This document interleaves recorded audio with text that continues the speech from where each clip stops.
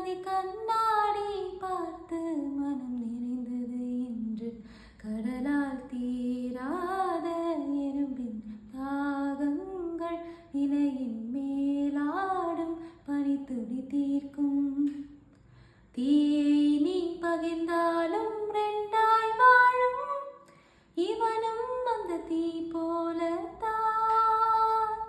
அந்த ஆகாயம் போதாத பறவை ஒன்று நதி கண்ணாடி பார்த்து மனம் நிறைந்தது என்று கடலால் தீராத எறும்பின் தாகங்கள் நிலையின் மேலாடும் பனித்துளி தீர்க்கும்.